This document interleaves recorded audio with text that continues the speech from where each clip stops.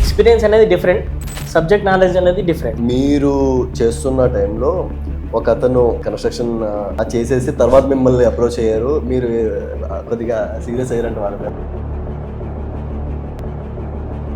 ఒక మేస్త్రి చెప్పింది ఫాలో అయ్యి 80 lakhs ఇన్వెస్ట్మెంట్ చేసి, తను చేసింది చూస్తే నాకు మరీ విచిత్రం అనిపించింది. 80 lakhs ఇన్వెస్ట్మెంట్ చేసిన తర్వాత నా ఆఖరికి వచ్చింది. సో ఆ ఎన్విరాన్మెంట్ ఇంజనీర్ అనే సబ్జెక్ట్ మన ఇండియాలో లేకపోవడానికి మెయిన్ రీజన్. మనోళ్ళు ఏంటంటే మ్యాండేటరీగా ఎన్విరాన్మెంట్ ఇంజనీర్ని ఇండస్ట్రీస్లో పెట్టాలని చెప్పేసి గవర్నమెంట్ అయినా రూల్ పెడితే ఖచ్చితంగా పెట్టుకుంటారు. ఫస్ట్ ప్రాజెక్టే అంటే మీది చాలా ప్రాబ్లమ్ ఫేస్ చేశారు ఫస్ట్ ప్రాజెక్ట్ ద్వారా. అంటే ఫస్ట్ ప్రాజెక్టు 5 lakhs లాస్ అయినా. సో అప్పుడప్పుడు అనిపిస్తుంది పక్కనే వదిలేసి ఎక్కడికైనా వెళ్ళి జాబ్ చేయాలి అనే ఇంటెన్షన్ ఉంటుంది. అంటే స్ట్రెస్ అలా ఉంటుంది. లైసెన్స్ రావాలంటే ఎన్ని ఇయర్స్ పడుతుంది అంటే మినిమం 3 years ఎక్స్పీరియన్స్ ఉండాలి. అన్న మీరు క్లయింట్స్ దగ్గరికి వెళ్తారు కదా నార్మల్గా, వాళ్ళు కొన్ని క్వశ్చన్స్ చంపేస్తారు జనరల్గా నార్మల్గా కానీ వాళ్ళు ఇంజనీర్లు అయిపోతారు ఆ టైంలో. సో మీకు అలా ఎక్కువ ఎవరన్నా అడిగిన క్వశ్చన్స్ ఏమన్నా? కాళేశ్వరం ప్రాజెక్టు డిఈ ఉండే. సో ఆయన house already existing ground floor, first floor కట్టాలి అని చెప్పేసి సాయి దానికి ప్లాన్ కావాలి, సో కన్స్ట్రక్షన్ కాంట్రాక్ట్ కూడా నీవే తీసుకో చేసే సాయి అని చెప్పేసి పిలిచింది. వెళ్ళిన తర్వాత డైరెక్ట్ ఆయన కూడా బ్యాక్గ్రౌండ్ సివిలే కాబట్టి సివిల్లో లోడ్స్ గురించి అడిగింది అన్నట్టు. యాక్చువల్ లోడ్స్ అంటే ఏంటిది, డెడ్ లోడ్స్ అంటే ఏంటి అని చెప్పేసి క్వశ్చన్ చేసిండు. అంటే నేను నాకు ఒక ప్రాజెక్ట్ రావడం కోసం ఇంటర్వ్యూ చేసే అతన్ని మిమ్మల్నే చూస్తున్నాను. నేను మనసులో అనుకున్నా, అరే యార్ నాకు మంచి టఫ్ క్యాండిడేట్ దొరికిండు, ఒక ప్రాజెక్ట్ చేయాలంటే ఇలా కూడా క్వశ్చన్స్ అడుగుతారా. మేజర్గా కన్స్ట్రక్షన్లో రిస్క్ తీసుకుంది లైఫ్ లేదు, సక్సెస్ అవుతా ఆ కాన్ఫిడెన్స్ నాకు ఉంది. మంచి దెబ్బలు తాగినా కూడా కింద పడి మళ్ళీ లేస్తున్నాం. సో అది ప్రయత్నం చేయాలి.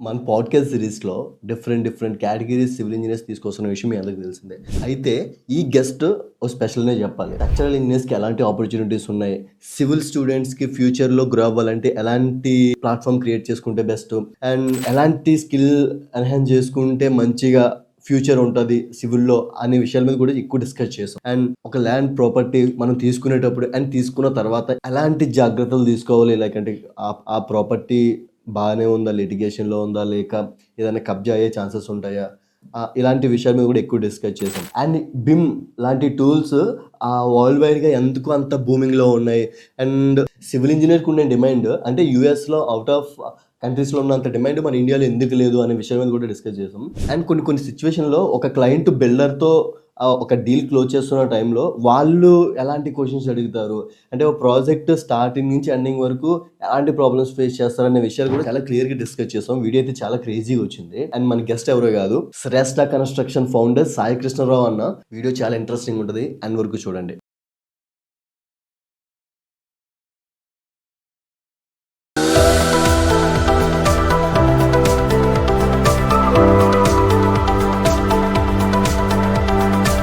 థ్యాంక్ యూ సో మచ్ అన్న. పాడ్కాస్ట్ అడగగానే వరంగల్ నుంచి వీడియో ఇవ్వడం కోసం వచ్చారు. థ్యాంక్ యూ సో మచ్ అన్న. ఫస్ట్ ఆఫ్ ఆల్ అంటే thank you for inviting me. Thank you అన్న. జనరల్గా మన పాడ్కాస్ట్ సిరీస్లో మెయిన్ థీమ్ ఏంటంటే సివిల్లో ఎట్లా జరుగుతుంది, అంటే ఐ మీన్ సివిల్లో ప్రతి ఒక్కరూ జనరల్గా అన్ని కేటగిరీస్లో తీసుకుంటారు. మనం ఏంటంటే కంప్లీట్గా సివిల్లో అంటే స్ట్రక్చరల్ ఇంజనీర్స్ని, ప్రాజెక్ట్ మేనేజర్ని, నార్మల్గా ఇలా కేటగిరీస్ ఉన్నాయి కదా, ఒక్కొక్కరుగా ఇంటర్వ్యూ చేసుకుంటూ వెళ్తున్నాం అన్న. చూస్తూనే ఉన్నాను నేను. అంటే జనరల్గా భావనమ్స్ అని చెప్పేసి ఇన్స్టాగ్రామ్లో రోజు రీల్స్ చూస్తూ ఇన్ఫర్మేషన్ అనేది గ్యాదరింగ్ చేసుకోవచ్చు ఎవరైనా కూడా. యాక్చువల్గా మన మెయిన్ మోటో కూడా అదే అన్న. సో మీ గురించి మేము కొద్దిగా విన్నామన్న. మీరు కన్స్ట్రక్షన్ స్టార్ట్ చేసిన తర్వాత అండ్ మీరు చాలా ప్రాజెక్టులు కట్టారు, అండ్ మీరు మీ జర్నీలో కూడా కొన్ని పాయింట్స్ నేను విన్నా. మీరు అసిస్టెంట్ ప్రొఫెసర్గా వెళ్ళారు, దాన్ని క్విట్ అయిపోయి నార్మల్గా ఒకరి దగ్గర జాయిన్ అయ్యి వాళ్ళ దగ్గర నేను చేసేది ఏంటని మీరు ఓన్గా పెట్టుకున్నారు. సో కొన్ని భలే ఉన్నాయి మీ దగ్గర నేర్చుకోనికి. సో వాటి గురించి మీ ఎక్స్పీరియన్స్ తెలుసుకుంటూ, అండ్ మీరు మెయిన్ స్ట్రక్చరల్ ఇంజనీర్ కాబట్టి స్ట్రక్చరల్ ఇంజనీర్కి ఉండే రోల్స్ అండ్ రెస్పాన్సిబిలిటీస్ అండ్ దాని గురించి కొద్దిగా ఇన్డెప్త్గా ఈ ఇన్ఫర్మేషన్ మా భవనమ్స్ ఫాలో అవుతున్న వాళ్ళందరికీ తెలుసుకుంటారని మేము మిమ్మల్ని ఇన్వైట్ చేయడానికి రీజన్ అన్న. స్ట్రక్చరల్ ఇంజనీర్స్కి ఉన్న మెయిన్ రోల్స్ అండ్ రెస్పాన్సిబిలిటీస్ ఏంటన్నా? ఫస్ట్ థింగ్ ఏంటంటే మనం ఎవరైతే కన్స్ట్రక్షన్ చేసుకుంటున్నారో, for example they are planning for G+1 or G+2, ఏది ప్లాన్ చేసుకున్నా కూడా జనరల్గా స్ట్రక్చర్ ఇంజనీర్ కన్సల్ట్ కారు. వాళ్ళు నార్మల్ ఇంజనీర్ దగ్గరికి వెళ్ళి ప్లానింగ్ తీసుకొని, లేకపోతే త్రూ ఇప్పుడు మన దగ్గర ఏంటంటే చిన్న బిల్డింగ్ అనుకోండి, మేస్త్రితోనే కంప్లీట్ చేస్తూ ఉంటారు. అవును. కాకపోతే ఇక్కడ ఒక ప్రాబ్లం ఏంటంటే, మనం ఏదైతే స్టీల్ యూజ్ చేస్తున్నామో, సో డిజైనింగ్ అనేది స్ట్రక్చరల్ డిజైన్స్ ఉంటాయి. ఇక్కడ అంటే మనం ఎకనామికల్గా మనం ప్లాన్స్ చేసి వాళ్ళని సేవ్ చేయొచ్చు. ఒకటి ఓకే, అంటే ఆ స్ట్రక్చర్కి ఇంత స్టీల్ సరిపోద్ది, అవసరం లేదు, ఎక్సెస్ అవసరం లేదన్నట్టు ఉంటుంది. ఇప్పుడు తెలిసి తెలియక కొంతమంది ఏంటంటే ఎక్సెస్గా స్టీల్ కూడా యూజ్ చేస్తారు. సో మనం తంబు రూల్ ప్రకారం మనం స్టీల్ అనేది యూజ్ చేయాలి. రైట్. సో కాకపోతే చాలామంది ఏం చేస్తారు, తెలియక వేరే వాళ్ళ త్రూ నార్మల్గా మేస్త్రి కట్టినప్పుడు ఏమైతే సార్ 12 mm వేయచ్చు, 16 mm వేయచ్చు అని చెప్పేసి అంటారు. సో దానివల్ల ఏమవుతుంది అంటే వాళ్ళకి ఐడియా ఉండదు, సో వాళ్ళకి ఎక్స్పీరియన్స్ ఉండొచ్చు. ఎక్స్పీరియన్స్ అనేది డిఫరెంట్, సబ్జెక్ట్ నాలెడ్జ్ అనేది డిఫరెంట్. సో లోడ్స్ అనేది ఎట్లా యాక్ట్ అవుతుంది అనేది మనకి ఐడియా ఉంటుంది. సో దాన్ని బేస్ చేసుకొని మనం డిజైనింగ్ అనేది కరెక్ట్ ఇస్తే మనకి సెట్ అయిపోతుంది. సో కొన్ని స్ట్రక్చర్స్ ఫెయిల్ కూడా కావడానికి కారణం వీళ్ళు కూడా అవుతారు. ఎందుకోసం అంటే స్టీల్ మనం ఒక డిజైన్ ఒకటి ఇస్తాం, ఫర్ ఎగ్జాంపుల్ 16 mm వేయాలి, 12 mm వేయాలి అని చెప్పేసి పర్టికులర్గా మనము డ్రాయింగ్లో ఇస్తాం. అప్పుడు ఏం చేస్తారంటే ఒక కొన్ని బార్స్ లేకపోవడం వల్ల 12 mm తోనే మేనేజ్ చేసి కంప్లీట్ చేసి పెట్టేస్తారు. సో మనం ఇచ్చిన డిజైన్ని వాళ్ళకి ఫాలో కాకుండా వాళ్ళ ఓన్ మెథడాలజీని అనేది ఫాలో అయ్యే అవకాశాలు ఉంటాయి. సో దానివల్ల ఎఫెక్ట్ అవుతుంది స్ట్రక్చర్ అనేది. సో అట్లాంటప్పుడు ఏం చేస్తామంటే మనం ఎవరైనా క్లయింట్ మనల్ని కన్సల్టెంట్గా పెట్టుకున్నప్పుడు జనరల్గా అక్కడికి వెళ్ళి మనం ఇచ్చిన ప్లాన్ ఫాలో అవుతున్నా లేదా అనేది మనం చూస్తాం అన్నట్టు. రైట్ అన్న. సో మనం ఇచ్చిన డిజైనింగ్ చేస్తే ఓకే, నో ప్రాబ్లం. మళ్ళీ ఏమైనా చేంజెస్ ఉన్నాయో కూడా వెంటనే చేంజ్ చేయొచ్చు. అంటే మీ దగ్గర నుంచి ఒకటి విన్నానన్న, మీరు చేస్తున్న టైంలో ఒక అతను మిమ్మల్ని అంటే G+ ఒక 10,000 SFT కన్స్ట్రక్షన్ చేసేసి తర్వాత మిమ్మల్ని అప్రోచ్ అయ్యారు. మీరు కొద్దిగా సీరియస్ అయ్యారంటే వాళ్ళ మీద, ఒకసారి దాని గురించి కూడా చెప్పండి. అంటే తను ఒక 10,000 SFT కన్స్ట్రక్షన్ గ్రౌండ్ ఫ్లోర్, అంటే అరౌండ్ 1100 yards లో కన్స్ట్రక్షన్ చేస్తున్నాడు.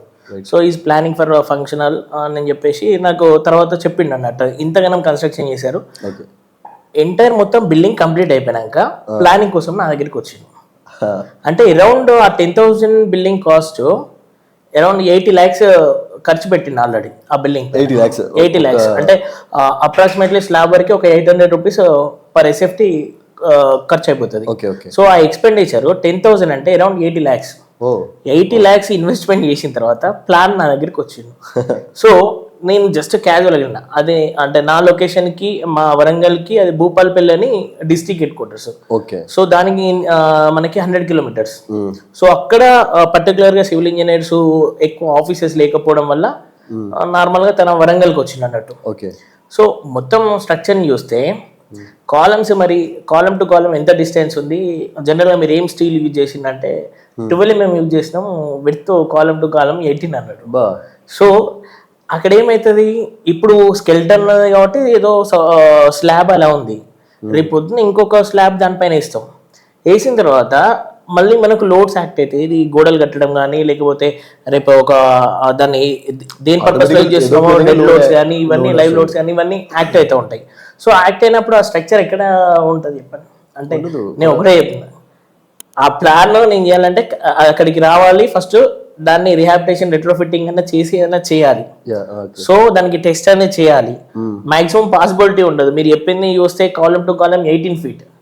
18 feet అంటే మాక్సిమం వరకు వెళ్ళారు అన్నట్టు. 22, 23 కాలమ్ టు కాలమ్ ఇస్తాము. మనకు ఇట్లా కానప్పుడు ఏం చేస్తామంటే కాలమ్ విడ్త్ అనేది ఇంక్రీజ్ చేసి చేస్తాము, స్టీల్ అనేది బీమ్స్ ఎక్కువ ఇస్తాం. తను చెప్పిన కాన్సెప్ట్ ఏంటంటే కాలమ్స్ లో తక్కువ స్టీల్ వేసి బీమ్ అయితే ఏదైతే వస్తుందో బీమ్ లో ఎక్కువ స్టీల్ యూజ్ చేసిండు. సో అంటే తక్కువ దానిపైన వెయిట్ ఎక్కువ ఇస్తున్నాడు. ఇప్పుడు బీమ్ కి ఎక్కువ వెయిట్ అయిపోద్ది, తక్కువ కూలిపోయే ఛాన్సెస్ చాలా ఎక్కువ ఉన్నాయి. అట్లా కూలిపోతా అనే అక్కడ సిచ్యువేషన్ ఎట్లుందని తెలియదు, అంటే తను క్లారిటీ ఇవ్వలేదు. ఫస్ట్ భయం వేసింది, సైట్ విజిట్ చేద్దాం. సైట్ విజిట్ చేసిన తర్వాత ఆ సిచ్యువేషన్ బట్టి మనం దాన్ని ఫాలో అవుదామని చెప్పేసి చెప్పిన. ఇక తను మళ్ళీ ఆఫీస్కి రాలేదు, నాకు ఫోటో చూపెట్టేసి ఇంత పెద్ద సేఫ్టీ చెప్పేస్తే ఇంత షాక్ ఏంటంటే, ఒక ఇంజనీర్కి ఒక మేస్త్రి చెప్పింది ఫాలో అయ్యిండు, ఒక మేస్త్రి చెప్పింది ఫాలో అయ్యి 80 lakhs ఇన్వెస్ట్మెంట్ చేసిండు. సో జనరల్గా ఏంటంటే స్ట్రక్చరల్ ఇంజనీర్ కానీ సివిల్ ఇంజనీర్ కలిసినప్పుడు మామూలుగా ప్రాజెక్ట్కి 2% ఛార్జ్ తీసుకుంటారు. అంటే జనరల్గా టోటల్ కాస్ట్ ఆఫ్ ప్రాజెక్ట్లో 2% తీసుకుంటారు. అంటే అన్ని ప్లాన్స్కి అన్ని స్టార్టింగ్ నుంచి ఎండింగ్ వరకు ఎగ్జిక్యూషన్ వరకు 2% తీసుకుని అప్పుడప్పుడు సైట్ విజిట్స్కి వెళ్తూ ఉంటాము. రైట్. సో తను చేసింది చూస్తే నాకు మరీ విచిత్రం అనిపించింది. 80 lakhs ఇన్వెస్ట్మెంట్ చేసిన తర్వాత నా దగ్గరికి వచ్చిండు. రైట్ అన్న. ఇంకోటి అన్న, జనరల్గా స్ట్రక్చరల్ ఇంజనీర్ అంటే బీటెక్ అయిపోయిన తర్వాత సమ్ ఎంటెక్లో స్ట్రక్చర్ తీసుకుంటారు కదా. ఇప్పుడు ఇండియాలో స్ట్రక్చర్ ఇంజనీర్ ఇండియాలో చేయొచ్చు, చాలా మంది అబ్రాడ్ వెళ్ళిపోతున్నారు అన్న ఎంటెక్ మాస్టర్ చేయడానికి అని. సో డిఫరెన్స్ ఏంటన్నా ఇండియాలో చేయడానికి అబ్రాడ్లో చేయడానికి? ఫస్ట్ థింగ్ ఏంటంటే ఇండియాలో ఆపర్చునిటీస్ తక్కువ, అంటే కొన్ని కంపెనీస్లో ఉన్నాయి. సో పర్టికులర్గా మన దగ్గర డిమాండ్ తక్కువ. ఫస్ట్ ఎంటెక్ కాలేజ్ లేవు. First thing MTech post graduate చేద్దాము అంటే కాలేజ్ అనేది చాలా తక్కువ. సివిల్ డిమాండ్ అనేది మార్కెట్లో కాలేజెస్ లేకపోవడం వల్ల పోస్ట్ గ్రాడ్యుయేట్ వరకు వెళ్ళరు మ్యాక్సిమం. Okay okay. కొన్ని కాలేజెస్ ఉంటాయి. ఆ కొన్ని కాలేజ్లో దానికి పీజీ సెట్ అని చెప్పేసి గేట్ అని రాసి వెళ్ళిపోతాం మనం. దాని గురించి కూడా మాట్లాడదాం గేట్ గురించి. అది ఓకే. సో దానికి వెళ్తాము. కాకపోతే ఫారెన్ దానికి ఏంటంటే అక్కడ ఆపర్చునిటీస్ ఎక్కువ. అంటే ఇప్పుడు like Australia, Canada, New Zealand, US లో కూడా చాలా ఉంటాయి. అంటే స్ట్రక్చరల్ ఇంజనీరే కాదు, అయితే ఇలా ప్రాజెక్ట్ మేనేజ్మెంట్ అని చెప్పేసి ఒకటి ఉంటుంది. అదొకటి కోర్సు తీసుకుంటారు, construction project management. Next environment engineering చాలా డిమాండ్ ఉంటుంది. తర్వాత స్ట్రక్చరల్ ఇంజనీరింగ్. కాకపోతే కొంచెం స్ట్రక్చర్ ఇంజనీరింగ్ టఫ్ ఉంటుంది కాబట్టి మన వాళ్ళందరూ చూస్ చేసుకునేది ఏంటంటే బయటికి వెళ్తే ఈజీగా ఉండాలని చెప్పేసి, రిస్క్ ఉండద్దని చెప్పేసి ప్రాజెక్ట్ మేనేజ్మెంట్కి వెళ్ళిపోతారు. తర్వాత చాయిస్ ఎన్విరాన్మెంట్ ఇంజనీరింగ్, తర్వాత స్ట్రక్చరల్కి వస్తారు. సో మాక్సిమం డిమాండ్ బయట ఎట్లా ఉంటాయంటే ప్రాజెక్ట్ మేనేజ్మెంట్ తోని డిమాండ్ ఎక్కువ ఉంటుంది. ఏదైనా ఇండస్ట్రీస్ ఉంటే వాటికి డబల్ ఉండాలి కాబట్టి ఖచ్చితంగా సెటిల్ అయ్యే మనోళ్ళు ఏంటంటే సెటిల్ కావాలి. So which course is best for me అనే ఆలోచనలో ఉంటారు కాబట్టి అట్లా ఉంటుంది అది. రైట్ అన్న. అంటే ఇప్పుడు ఎన్విరాన్మెంట్ ఇంజనీర్ అని చెప్పేసి కదా మన సైడ్ ఎక్కడ కనిపించదండి అసలు ఎన్విరాన్మెంట్. అంటే మీకు ఒక ఎగ్జాంపుల్ చెప్పాలంటే గవర్నమెంట్ ఆఫీస్లో ఉంటాయి ఎన్విరాన్మెంట్ ఇంజనీర్, ప్రైవేట్ లో కనబడరు. వాస్తవానికి గవర్నమెంట్ పోస్టింగ్స్ ఉంటాయి, పోస్టింగ్స్ లో ఎన్విరాన్మెంట్ ఇంజనీర్ ఉంటారు. సో తన బాధ్యత ఏంటి, ఏవైతే ఇండస్ట్రీస్ చేస్తున్నారో అక్కడికి వెళ్ళి విజిట్ చేసి దానివల్ల వెదర్కి ఏమన్నా ఎఫెక్ట్ పడుతుందా, అంటే ఇక్కడ ఉన్న హ్యూమన్ బీయింగ్స్కి ఏమైనా ఎఫెక్ట్ పడుతుందా, ఆ ఇండస్ట్రీ వల్ల ఏమైనా ఎఫెక్ట్స్ అయితే అనేది తను ఫైండ్ అవుట్ చేసి తను రిపోర్ట్ ఇవ్వాలి. సో ఒక ఇండస్ట్రీ ఎస్టాబ్లిష్ చేసి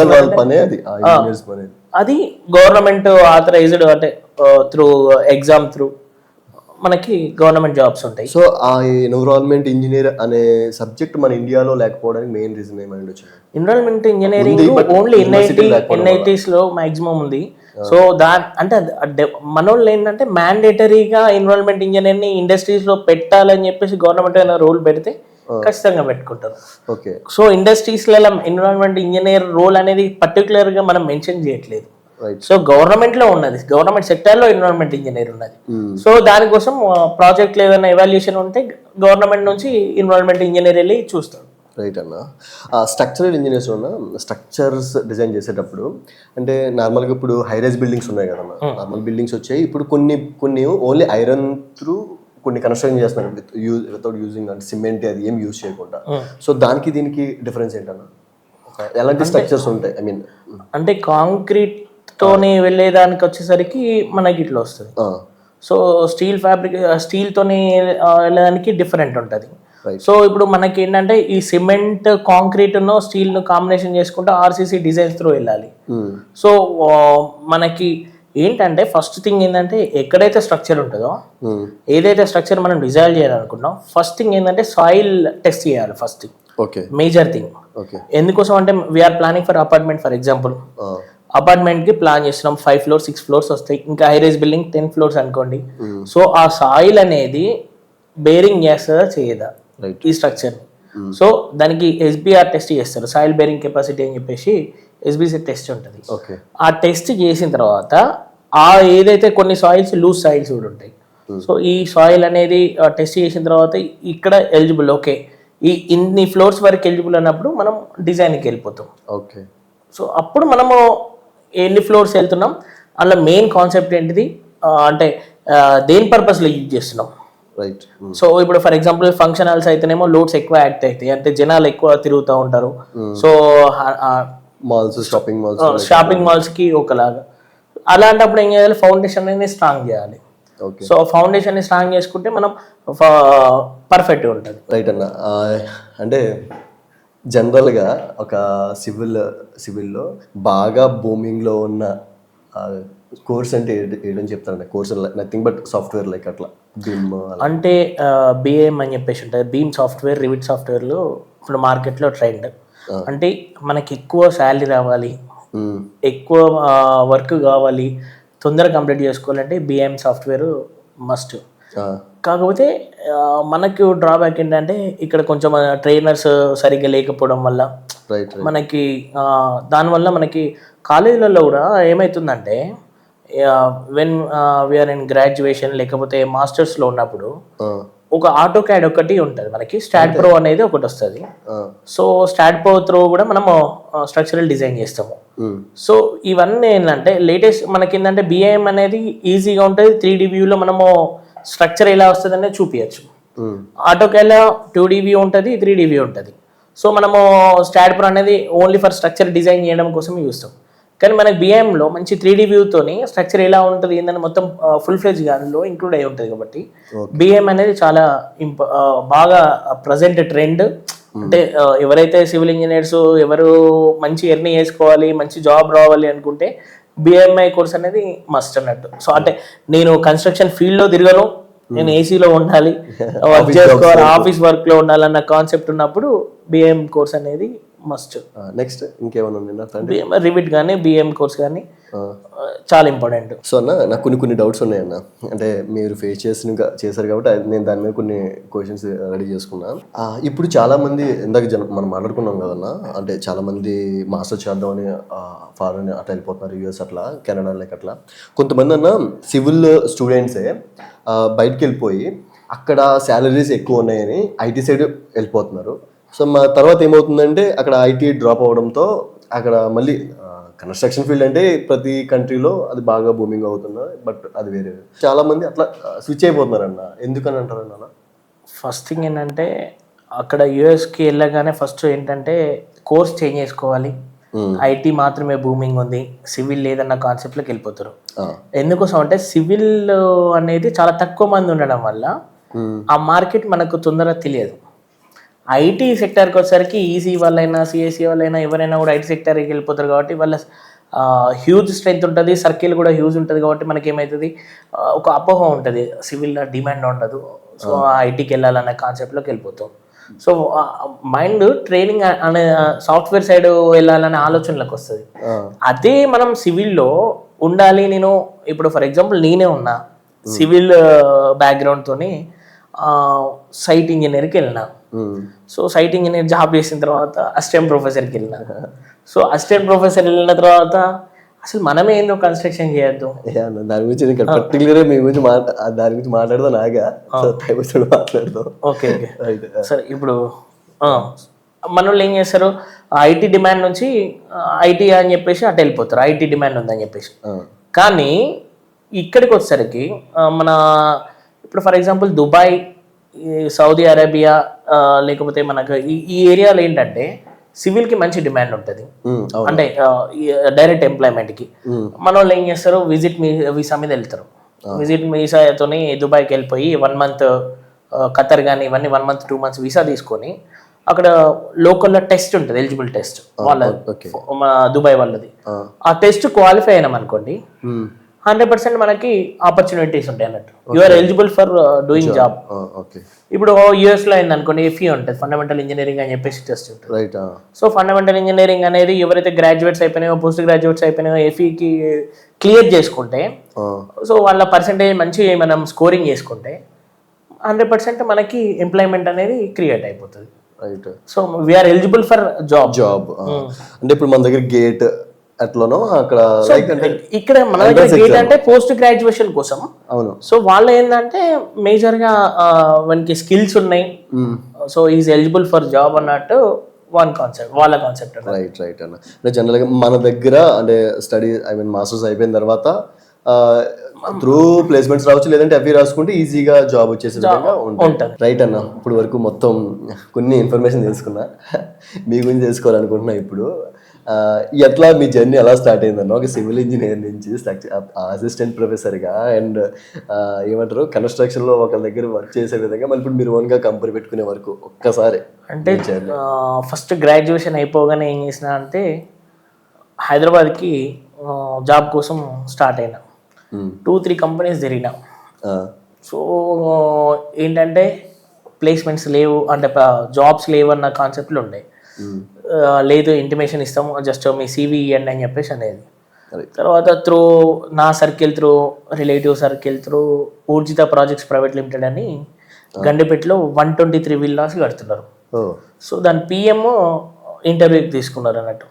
తను మన అక్కడికి వెళ్ళిన తర్వాత తను రిలేటివ్ అని తెలిసింది. మాకు రిలేటివ్ అని తెలిసింది. సో జూనియర్ ఇంజనీర్గా అపాయింట్ చేసిండ్రు. జూనియర్ ఇంజనీర్గా అపాయింట్ చేస్తే అయితే ఆ కంపెనీకి సమ్ ఇన్ఛార్జెస్ ఉంటారు. సో అంటే ఎవరైతే మేనేజింగ్ డైరెక్టర్ ఉంటారో వాళ్ళ దగ్గర రిలేటివ్స్ కానీ ఎవరైతే ఉంటారో, కాకపోతే వాళ్ళ టెక్నికల్ పర్సన్స్ కాదు. ఓకే. నేనేం చేసినా జాబ్ చేసినా బాగానే ఉంది. వాళ్ళు ఇంజనీర్ని ఎట్లా చూసేదంటే ఇంజనీర్కి వాల్యూ లేదు అక్కడ. సో జస్ట్ వాళ్ళు సూపర్వైజర్సే, జస్ట్ SSC క్వాలిఫికేషన్. వాళ్ళకి సపరేట్ కారు, వాళ్ళు వచ్చే సైట్ మీదకి వచ్చేది తొట్టిసే అద్దిసే అని చెప్పేసి వాళ్ళు చెప్పేది. సో ఆ డిమాండ్ ఏంటి, మేనేజింగ్ డైరెక్టర్కి దగ్గర రిలేటివ్స్ వాళ్ళ సర్కిల్లో కాబట్టి వాళ్ళకి డిమాండ్ ఉంది. ఒక సివిల్ ఇంజనీర్ లేట్ వస్తే మనం మేనేజింగ్ డైరెక్టర్ అన్నాడు, ప్రాజెక్ట్ మేనేజర్ అన్నాడు. అక్కడ ఉన్నటువంటి ప్రాజెక్ట్ మేనేజర్ టోటల్ ఇన్ఛార్జ్ మనని ఏమన్నాడు. కానీ ఈ SSC అయిన ఇన్ఛార్జ్ అయితే ఎవరైతే ఉంటారో, సూపర్వైజర్స్ అయితే ఉంటారో వాళ్ళు మనల్ని తిట్టిండ్రు.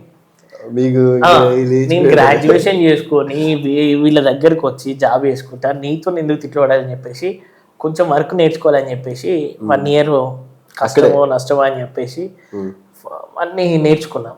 మనకు అసలు మొత్తానికి ఐడియా ఉండదు. సో అంటే ఎందుకంటే మనకి CSE is different, civil is different. ప్రాక్టికల్గా ఉంటేనే మనము సర్వైవ్ అవుతాం. రైట్. సో దానికోసం ఏం చేసినా మనం నేర్చుకోవాలి, సబ్జెక్ట్ నేర్చుకోవాలి అనే ఇంటెన్షన్తో 1 year సబ్జెక్ట్ నేర్చుకొని ఏం చేసినా వీళ్ళు తక్కువ శాలరీ ఇస్తున్నాం. సో ఈ శాలరీతోని మనం ఇక్కడ హైదరాబాద్లో ఖర్చులకే సరిపోతున్నాయి, ఇక్కడ కాదు అని చెప్పేసి ఏం చేసినా అప్పుడే మన ఎంటెక్ జాయిన్ అయిపోయినా. ఎంటెక్ జాయిన్ అయిన తర్వాత కాలేజీలో ఉండి అప్పుడు బాగా డిమాండ్ అన్నట్టు, ఫ్యాకల్టీ సైడ్ చాలా డిమాండ్ ఉంది. సో మంచి 3 times శాలరీ ఇస్తారు. ఇక్కడ నుంచి చూస్తే అక్కడికి 3 times ఇచ్చేసరికి చలో మనం ఇది మానేసి మనం అసిస్టెంట్ ప్రొఫెసర్ గారు ఫ్యాకల్టీకి వెళ్ళిపోదాం అని చెప్పేసి. అదే నేను ఇంకా ముందు అసిస్టెంట్ ప్రొఫెసర్కి వెళ్ళారు అనుకున్నా. తర్వాత అంటే నాకు శాలరీ కావాలి, నాకు ఫస్ట్ ఎర్నింగ్ కావాలి, మనీ కావాలి. సో ఆ కాన్సెప్ట్ ఏం చేసిన అసిస్టెంట్ ప్రొఫెసర్ వెళ్ళిపోయినా. సో ఎంటెక్ చేస్తూ అసిస్టెంట్ ప్రొఫెసర్గా కంటిన్యూ చేసి ఎంటెక్ అయిపోయిన తర్వాత కూడా ఒక 3-4 years చేస్తూ ప్యారలల్గా మనం ఒక కంపెనీ ఎస్టాబ్లిష్ చేయాలని చెప్పి ఒక ఫర్మ్ క్రియేట్ చేసినాం. ఓకే. అంటే ఇప్పుడు శ్రేష్ఠ కన్స్ట్రక్షన్ కాకుండా ఇంకొక ఫర్మ్ ఉండే. సో అది Sai Subhiksha planets and developers అని ఉంటుంది. సో దాన్ని GST క్లోజ్ చేయడం వల్ల అది మొత్తానికి పక్కకు పెట్టేసిన. సో అదేంటంటే చేసే మనము అందులో జాయిన్ అవ్వకుండా చేస్తుంటే ఒకరోజు ఏమైందంటే కాలేజ్ చైర్మన్ ఉండి తిట్టినాడు. మనం ఎంత హార్డ్ వర్క్ చేసినాక మళ్ళీ ఇంత వర్క్ చేసినా కూడా నేను ఇంకొకరి కింద పని చేస్తున్నా, మరీ స్లేవ్ లెక్క చూస్తున్నాడు మన వద్దు అని చెప్పేసి పక్కకు పడేసి ఫుల్ ఫ్లెడ్జ్గా నా కంపెనీ మీద నేను టైం కేటాయించుకుంటా. ఓకే. సో మనం ప్రాజెక్ట్స్ తీసుకొచ్చుకొని మనం 4 ఎంప్లాయ్మెంట్ ఇవ్వాలనే ఆలోచనతో బయటకు వచ్చేసినాం. సో బయటకు వచ్చేసి ఫుల్ ఫ్లెడ్జ్గా కన్స్ట్రక్షన్స్ చేయడం కానీ, లేకపోతే లైక్ ఇప్పుడు మనకి ఏంటంటే మున్సిపాలిటీకి మనం లైసెన్స్డ్ ఇంజనీర్ అంటే మామూలుగా నార్మల్ పీపుల్కి పర్మిషన్ ఎలా అప్లై చేయాలో తెలియదు. సో మన త్రూ పర్మిషన్కి వెళ్తారు, లైసెన్స్డ్ ఇంజనీర్స్ అని ఉంటారు. సో ఆ లైసెన్స్డ్ ఇంజనీర్స్ త్రూ బిల్డింగ్ పర్మిషన్స్కి వెళ్ళాలి. ఒక లైసెన్స్డ్ ఇంజనీర్ ఒక ఇంజనీర్కి లైసెన్స్ రావాలంటే ఎన్ని ఇయర్స్ పడుతుందన్న? అంటే మినిమం 3 years ఎక్స్పీరియన్స్ ఉండాలి. ఓకే. 5 years ఎక్స్పీరియన్స్ ఉంటేనే ఇస్తారు. ఫర్మ్ అని కాదు, అంటే మనకు పోస్ట్ గ్రాడ్యుయేషన్ కానీ, గ్రాడ్యుయేషన్ PC కానీ, CMM కానీ ఇచ్చి మనకి ఎక్స్పీరియన్స్ సర్టిఫికేట్ ఇస్తే, మనం చేసిన ఎక్స్పీరియన్స్ సర్టిఫికేట్ ఇస్తే మనకి ఇస్తారు అన్నట్టు. సో ఆ లైసెన్స్ వస్తుంది. ఆ లైసెన్స్ వచ్చిన తర్వాత మనం ఆటోమేటిక్గా మన త్రూ బిల్లింగ్ పర్మిషన్స్ అనేది మనం చేసుకోవచ్చు. సో దానికి ఓన్ ఎంప్లాయ్మెంట్ అనేది మనకు క్రియేట్ అవుతుంది.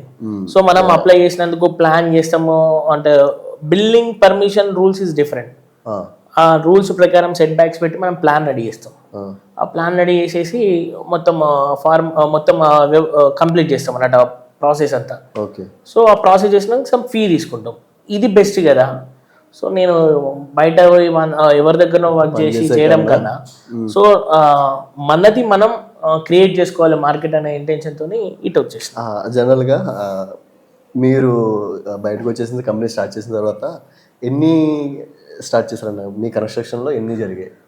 అంటే అరౌండ్ ఒక ఇప్పటివరకు 35 to 40 కంప్లీట్ అయిపోతాయి. అందులో మేజర్గా 2 పెద్ద ప్రాజెక్ట్స్ అంటే డాక్టర్స్ ఒకటి హాస్పిటల్ ఉంది, ఇంకొకటి కమర్షియల్, మిగతా అన్ని రెసిడెన్షియల్స్.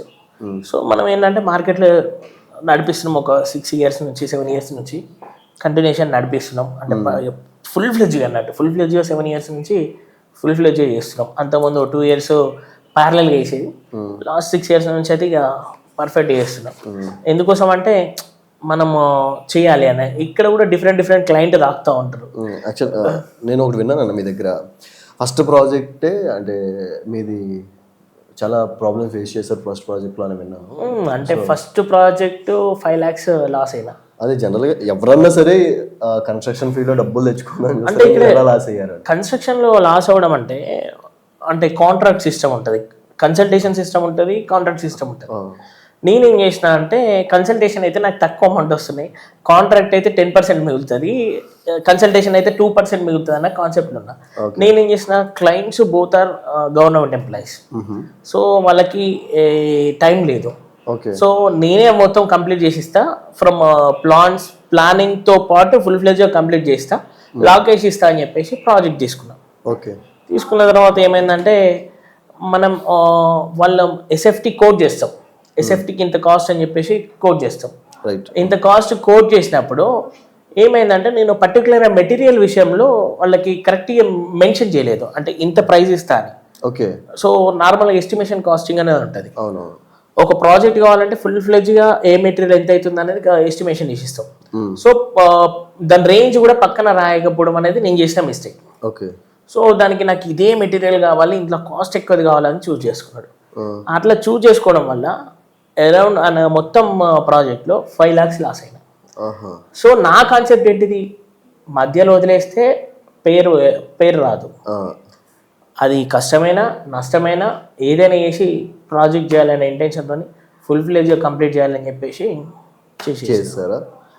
ఎందుకోసం అంటే నా ఇంటెన్షన్ ఏంటి, ఒక ప్రాజెక్ట్ కంప్లీట్ చేస్తే అది ఒక ఎగ్జాంపుల్ అవుతుంది నాకు, ఒక ప్రాజెక్ట్ అనేది చూపించుకోవడానికి ఒక ఎగ్జాంపుల్ అవుతుంది. కాబట్టి 100% ఇది మనకు బెనిఫిట్ కావాలనే ఇంటెన్షన్తో అది కంప్లీట్ చేసేస్తాం. అన్న మీరు క్లయింట్స్ దగ్గరికి వెళ్తారు కదా నార్మల్గా, అంటే సైట్లోకి వెళ్తున్నప్పుడు వాళ్ళు కొన్ని క్వశ్చన్స్ చంపేస్తారు జనరల్గా నార్మల్గా ఏమన్నా కానీ వాళ్ళకి డౌట్స్ 100 డౌట్స్ వస్తాయి. వాళ్ళు ఇంజనీర్లు అయిపోతారు ఆ టైంలో. సో మీకు అలా ఎక్కువ ఎవరన్నా అడిగిన క్వశ్చన్స్ ఏమన్నా ఉన్నాయా? అంటే నాకు ఒక కాళేశ్వరం ప్రాజెక్టు మీకు ఐడియా ఉంటుంది. కాళేశ్వరం ప్రాజెక్టు డిఈ ఉండే. సో ఆయన house already existing ground floor, first floor కట్టాలి అని చెప్పేసి సాయి దానికి ప్లాన్ కావాలి, సో కన్స్ట్రక్షన్ కాంట్రాక్ట్ కూడా నీవే తీసుకో చేసేసాయి అని చెప్పేసి పిలిచింది. సరే అని చెప్పేసి వెళ్ళిన తర్వాత తను ఏంటంటే డైరెక్ట్ ఆయన కూడా బ్యాక్గ్రౌండ్ సివిలే కాబట్టి డైరెక్ట్ ఒక సివిల్లో లోడ్స్ గురించి అడిగింది అన్నట్టు. యాక్చువల్ లోడ్స్ అంటే ఏంటిది, డెడ్ లోడ్స్ అంటే ఏంటి అని చెప్పేసి క్వశ్చన్ చేసిండు. అంటే నేను నాకు ఒక ప్రాజెక్ట్ రావడం కోసం ఇంటర్వ్యూ చేసే అతన్ని మిమ్మల్నే చూస్తున్నాను. నేను మనసులో అనుకున్నా, అరే యార్ నాకు మంచి టఫ్ క్యాండిడేట్ దొరికిండు, ఒక ప్రాజెక్ట్ చేయాలంటే ఇలా కూడా క్వశ్చన్స్ అడుగుతారా. సో అడగగానే యాక్చువల్ లోడ్స్కి సమాధానం చెప్పేసిన అన్ని చెప్పేసరికి సాటిస్ఫైడ్ అయ్యాను. ఓకే రేపు అగ్రిమెంట్ చేసేద్దాము, వర్క్ స్టార్ట్ చేసుకోండి అని చెప్పేసి చెప్పండి అన్నట్టు. సో అట్లా డిఫరెంట్గా ఉంటారు. ఇక్కడ ఏమైందంటే క్లయింట్స్ ఎక్కువ ఈ యూట్యూబ్ ఇవన్నీ చూసి ఎక్కడో డిజైన్స్ ఇలా కావాలంటాడు, లేకపోతే తక్కువ ఏరియాలో నాకు మొత్తం డిఫరెంట్గా కావాలని ఆలోచిస్తాడు. సరే అది మన ఏరియాలో సెట్ కాదు. నేను ఒకటి విన్నాను, మీకు అది కూడా వచ్చిందంట ఎక్కడ యుఎస్ టైప్ ఆఫ్ ఇల్లు కావాలి right. క్లయింట్ వచ్చి అడిగాడు అంటే అది కొంచెం కమర్షియల్ బిల్డింగ్ పైన డూప్లెక్స్ వేసుకున్నారు. సో మన దగ్గర విండోస్ ఏంటి జనరల్ పెట్టేది రెక్టాంగిల్ కానీ స్క్వేర్ కానీ పెడతాం అంతే. అవును. సో తను ఏం చేసిందంటే డూప్లెక్స్ టైప్ లో ఒక ముందు ఏరియా తయారు చేసుకొని విండోస్ హాఫ్ సర్కిల్ కానీ ఓవెల్ షేప్ కానీ డిఫరెంట్ షేప్ పెట్టి దానికి సిట్టింగ్ అరేంజ్మెంట్ కావాలి అని చెప్పేసి అన్నాడు. నేను ఫస్ట్ టాస్క్ అది స్కిల్ లేబర్ కావాలి. నార్మల్గా మన దగ్గర ఉన్న లేబర్ ఏంటంటే నార్మల్గా చేయమంటే చేస్తారు. సో వాళ్ళకి ఏం చేసి వాళ్ళకి ఒక 2 days ఫస్ట్ ఒక ఐరన్ ఫ్రేమ్తోనే రెడీ చేయించేసాం. సో మామూలుగా క్యూబ్స్ వేయడానికి ఏదైతే ఐరన్ ఫ్రేమ్ మనకు నార్మల్గా ఐరన్ ఉంటుందో క్యూబ్ ఎట్లయితే ఉంటుందో సో వాళ్ళకి ఒక ఐరన్ ఫ్రేమ్ రెడీ చేయించేసి ఆ శాంపిల్ అక్కడ పెట్టేసి మిగతా అంతా కూడా గోడలు కట్టించేసారు. అది ఓపెన్ ఏరియా పెట్టేసిన అన్నట్టు. సో ఆ హాఫ్ సర్కిల్ కావాలనుకున్నప్పుడు లేకపోతే ఎగ్ షేప్ కావాలి డిఫరెంట్ షేప్ కావాలన్నప్పుడు ఆ షేప్ కోసం ఏం చేసిన అంటే ఒక ఫ్రేమ్ ను క్రియేట్ చేసి ఆ ఫ్రేమ్ అన్ని ఐరన్ తో రెడీ చేయించేసి ఆ ఫ్రేమ్ సెటప్ చేసి సెట్ చేసేసి ఆ ఫ్రేమ్ బయటికి తీసినాక దాన్ని ఫినిషింగ్ చేసినాక తను హ్యాపీగా ఫీల్ అయ్యాడు. అంటే నేను ఇచ్చిన టాస్క్ ని కంప్లీట్ చేసిండు. అంటే ఐరన్ ఫ్రేమ్స్ ఎట్లా సెట్ చేశారన్న అక్కడ అంటే ఏంటంటే ఐరన్ ఫ్రేమ్ ఏరియా మొత్తం ఖాళీ అయిపోతుంది. ఫర్ ఎగ్జాంపుల్ ఒక బ్రిక్ మనకు ఒక వాల్ ఉంది అనుకోండి, ఆ వాల్ ఏరియాలో ఫిక్స్ చేస్తాం మామూలుగా. సో ఇప్పుడు ఈ హైట్ వరకు మనము బ్రిక్ వర్క్ కంప్లీట్ చేసిన తర్వాత ఇక్కడ ఐరన్ ఫ్రేమ్ పెట్టేసినాం అనుకోండి, ఫ్రేమ్ పెట్టేసి మిగతాదంతా కూడా కంప్లీట్ అయిపోతుంది. సో ఈ షేప్ అయితే ఏదైతే ఉంటుందో దాని కొంచెం బేస్ సపోర్ట్ తీసుకొని షేప్ వచ్చేస్తుంది. సో అది బయటికి తీసేసి దాన్ని ఫినిషింగ్ చేసి కంప్లీట్ చేసి ఇచ్చేసాం. అవుట్పుట్ వచ్చేసింది. అప్పుడు హ్యాపీ ఫీల్ అయినా, అమ్మ ఈయన పెట్టిన టెస్ట్ కూడా ఓకే. అది నేనేం హ్యాపీ ఫీల్ అయినా అంటే ఒక డిఫరెంట్ క్లయింట్ ఉండి డిఫరెంట్ క్వశ్చన్ చేస్తా ఉంటే మనకి ఎక్స్పీరియన్స్ పెరుగుతూ ఉంటుంది. అది ఆ కాన్సెప్ట్ ని మనం ఇంకో బిల్డింగ్ అతనికి చూపెట్టినా ఇంకో క్లయింట్ కి చూపెట్టినా will do this type of windows also అని చెప్పేసి అన్నాం అనుకోండి. అంటే ఇలాంటి కన్స్ట్రక్షన్ కూడా మేము చేస్తాము చేయగలమనే ఒక ఎగ్జాంపుల్ చూపించచ్చు. రైట్. మార్కెటింగ్ కూడా పెరుగుద్ది ఒకలాగా. రైట్ అన్న. ఇంకొకటి అన్న, నార్మల్గా అప్పుడు తెలిసిన వాళ్ళు కొంతమంది ఉంటారు, తెలియని వాళ్ళు కొంతమంది ఉంటారు. అంటే లైక్ ఒక ప్లాట్ కొన్న తర్వాత అంటే కొనక ముందు వాళ్ళు చేయాల్సిన పనులు ఏంటి, కొన్న తర్వాత వాళ్ళు చేయాల్సిన పనులు ఏంటి ఏదైనా ప్లాట్ కొనాలంటే? ఎవరన్నా జనరల్గా ఎవరికి కూడా ప్లాట్స్ గురించి అసలే ఐడియా ఉండదు. ఆ ప్లాట్స్ ఫస్ట్ థింగ్ ఏంటంటే జోన్ సిస్టమ్ ఉంటుంది. జోన్ అంటే ఇప్పుడు పర్టికులర్గా మనం ఉన్న బిల్డింగే ఉన్నాం, ఇది రెసిడెన్షియల్ జోన్ కావచ్చు, కొన్ని గ్రీన్ జోన్లో ఉంటాయి, అంటే ఓన్లీ ఫీల్డ్సే ఉండాలి అక్కడ, అగ్రికల్చర్ జోన్ అన్నట్టు. రైట్. సో కొన్ని జోన్స్ ఏంటంటే ఇండస్ట్రీ ఏరియా, కొన్ని mixed zone, next developing area, ఇట్లా డిఫరెంట్గా జోన్స్ అనేది డివైడ్ అవుతుంది. అంటే ఏ మున్సిపాలిటీకి కానీ ఎట్లుంటుందంటే మాస్టర్ ప్లాన్ అనేది ఒకటి డిసైడ్ చేసుకుంటారు. ఈ మాస్టర్ ప్లాన్ ప్రకారం ఈ సిటీని అర్బన్ డెవలప్మెంట్ని ఇలా చేయాలని చెప్పేసి జోన్ వైజ్గా సిస్టమ్ని డివైడ్ చేస్తారు. ఆ జోన్ వైజ్గా సిస్టమ్ చేసినప్పుడు ఫస్ట్ థింగ్ ఏంటంటే మనం ఒక ల్యాండ్ కొనేటప్పుడు ఇండస్ట్రియల్ మేజర్గా పీపుల్కి ఏముంటుంది, ఇల్లు కట్టుకోవాలి, అదొక సొంత ఇల్లును నిజం చేసుకోవాలి, ఒక కళను నిజం చేసుకోవాలనే ఇంటెన్షన్తోనే మనం ప్లాట్ తీసుకుంటాం. సో వీళ్ళేంది ఆ జోన్ సిస్టమ్ అనేది చూడకుండా ప్లాట్ తీసుకుంటారు. ఆ ప్లాట్ తీసుకున్నప్పుడు ఏమైతుంది, అది ఇండస్ట్రియల్ జోన్ అయితే బిల్డింగ్ పర్మిషన్ రాదు. సో పబ్లిక్ యూటిలిటీ అంటే స్కూల్స్కు అలాంటి టైప్ కన్స్ట్రక్షన్కి పర్మిషన్ వస్తుంది, రెసిడెన్షియల్కి పర్మిషన్ రాదు. సో ఫస్ట్ థింగ్ ఏంటంటే జోన్ అనేది ఫిక్స్ చేసుకోవాలి, మనం ఫైండ్ అవుట్ చేసుకోవాలి. సో మున్సిపాలిటీకి వెళ్ళి లేకపోతే మున్సిపల్ లైసెన్స్ దగ్గరికి వెళ్ళినా కూడా మనకి నేను పలానా దగ్గర ప్లాట్ తీసుకున్నా హెల్ప్ చేయండి అని చెప్పేసి, దీనికోసమే అసలు ఇంకొకటి కూడా నేను క్రియేట్ చేసిన, అంటే ఇంకొక ఫర్మ్ కూడా క్రియేట్ చేసిన, సిన్ఫ్రా అని చెప్పేసి. ఇదేంటంటే పర్టికులర్గా వాళ్ళ ప్రాజెక్ట్ మేనేజ్మెంట్, అంటే వాళ్ళకి ఈ జోన్ సిస్టమ్ కావాలి. సో ఫర్ ఎగ్జాంపుల్ మొన్న హైదరాబాద్లో హైడ్రా అని వచ్చింది. సో మీ ఏరియా వాటర్ బాడీ లెవెల్లో వాటర్ బాడీ ఏరియాలో లేదు, సో మేము ఈ జోన్ మేము ఫైండ్ అవుట్ చేసి ఇస్తామని చెప్పేసి చేసిన రీసెంట్గా. సో ఇంకా బయటికి రాలేదు. ఇదేంటంటే మేజర్గా ఇన్ఫర్మేషన్ ఎవరి దగ్గర ఉండదు, లైసెన్స్డ్ ఇంజనీర్స్ దగ్గర కానీ మున్సిపాలిటీ దగ్గర ఉంటుంది జోన్. ఆ సిస్టమ్తో మనం ఫైండ్ అవుట్ చేయొచ్చు. ఫైండ్ అవుట్ చేసినప్పుడు ఫస్ట్ జోన్ అనేది తెలుస్తుంది. సో నువ్వు ఆ ఏరియాలో కొనుక్కోవచ్చు అనేది ఫస్ట్ డిసైడ్ అవుతావు. డిసైడ్ అయిన తర్వాత ఆ ప్లాట్ అనేది మరి కబ్జాలో ఉందా లేకపోతే దానికి ఏదైనా ప్రాబ్లం ఉందా కేసెస్లో ఉందా అనేది మనం ఫస్ట్ సెర్చ్ చేసుకోవాలి. రైట్. ఫస్ట్ రిజిస్టర్ ఆఫీస్లో కేసులో ఉన్న సర్వే నెంబర్ అనేది మనం సెర్చ్ చేసుకోవాలి ఓకే. రిజిస్ట్రేషన్ ఆఫీస్లో. ఓకే, నెక్స్ట్ థింగ్ మనకి ఏదైతే ప్లాటింగ్ ఉందో ఈసీ తీసుకోవాలి. అంటే మనకి ఎవరైతే ఆ ఓనర్ అమ్ముతున్నాడో ఆ ఓనరే మనకి అమ్ముతున్నాడా, so is the owner or not అనేది మనం ఓనర్ అతనా కాదనేది మనం ఫైండ్ అవుట్ చేసుకోవాలి. సో ఈసీ తీసుకొని ఎప్పుడు కానీ మన జనాలు ఏం చేస్తారంటే ఒక ల్యాండ్ కొనేటప్పుడు ఒక 30 lakhs 40 lakhs ఉన్నప్పుడు ఎట్ ఏ టైం తీసుకొని 10 lakhs అడ్వాన్స్ ఇచ్చేస్తారు. సో అలా కాదు, జనరల్గా ఏమని మాట్లాడాలంటే ఒక 1 lakh అడ్వాన్స్ ఇవ్వాలి. జస్ట్ ల్యాండ్ దగ్గరికి వెళ్ళాలి, మీరు బౌండరీస్ ఫిక్స్ చేసి అని చెప్పాలి. ఫిక్స్ చేసిన తర్వాత జస్ట్ కాంపౌండ్ వాల్ కోసమో దేనికోసమో ఇట్లా కొంచెం ఎక్స్కవేషన్ చేసినట్టు యాక్టింగ్ చేసినాం అనుకోండి, ఆ ల్యాండ్ సరౌండింగ్స్లోనే వాళ్ళకి తెలిసిన వాళ్ళు ఉంటారు. మీ ల్యాండ్ వచ్చి ఎవరో డిస్టర్బ్ చేస్తున్నారు రండి అని చెప్పేసి ఇంటిమేషన్ ఇస్తారు. సో అదేమన్నా ప్రాబ్లమేటిక్గా ఉంటే 100% వేరే వాళ్ళు వస్తారు. అంటే నాది అని రేపు పొద్దున వచ్చే వాళ్ళు ఉంటే వస్తారు. Okay okay. సో మొత్తం అమౌంట్ ఇవ్వకుండా మనం ఏం చేయాలి, కొంచెం మాత్రమే ఇచ్చేసి దాన్ని టెస్ట్ చేసుకోవాలి. ఫస్ట్ ప్లాట్ క్లీనింగ్ చేయడము, లేకపోతే ట్రెంచ్ లాగా తీయడము, కాంపౌండ్ కట్టాలనే కాన్సెప్ట్తోని. సో దానివల్ల బెనిఫిట్ అవుతుంది.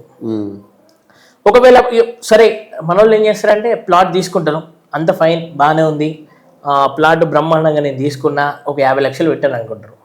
కానీ దాన్ని అక్కడనే ఓపెన్ అయినా అక్కడనే వదిలేస్తారు. ఒక 4-5 years తర్వాత ఏం చేస్తారు, నాది ఇక్కడ ప్లాట్ ఉండే అని చెప్పేసి వస్తారు.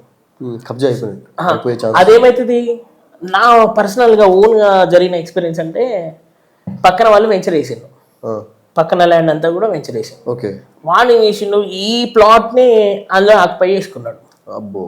సో 2012లో మనం ప్లాట్ కొనుక్కున్నప్పుడు 2025 వరకు నీకు ఏం యాక్టివిటీ చేయకపోతే వాడు ఏంది నా సర్వే నెంబర్లో వస్తుందని చెప్పేసి తీసుకున్నాడు.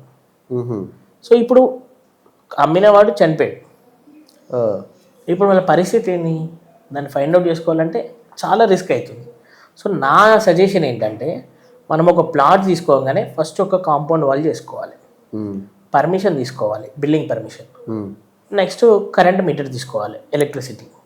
ఇవి 3 నీ పేరు మీద ఉన్నప్పుడు ఏదైతే పర్మిషన్ ఉందో లేకపోతే ఏదైతే ఎలక్ట్రిసిటీ బిల్లు నీ పేరు మీద ఉన్నాక రేపు పొద్దున ఏమన్నా కావాలన్నప్పుడు ఎవిడెన్స్గా ఇది అవుతుంది. ఓకే.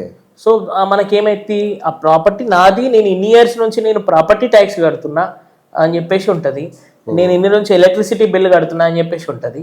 సో ఇవన్నీ ఉంటాయి కాబట్టి దానికి ఏ ఖర్చు, మనకు బిల్డింగ్ పర్మిషన్కి ఏ ఖర్చు 1 lakh 2 lakhs అయితే కావచ్చు.